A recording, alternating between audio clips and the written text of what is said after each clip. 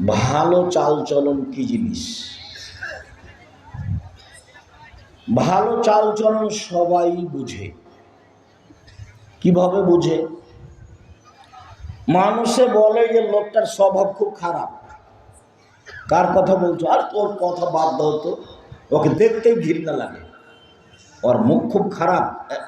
এই দেখেন, মানুষ ভালো চালচলন বুঝে।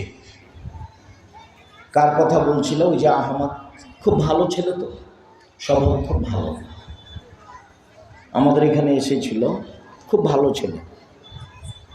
এই দেখেন, মানুষ মানুষের চালচলন বুঝে, কোনটা ভালো আর কোনটা খারাপ। এটাই,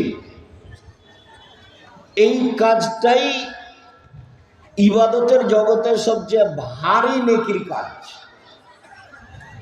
বাস্তব বলি আপনাকে একটু, অটোতে আপনি বসে আছেন, তা আমি উঠেছি, আমি উঠতেই ছেলেটা টান দিয়েছি, তা আমি আপনার মুখের উপরে গিয়ে পড়ে গেছি। তো আপনি বললেন, আচ্ছা যাক, বসেন বসেন বসেন, কোনো সমস্যা নেই, বসেন। বসলাম।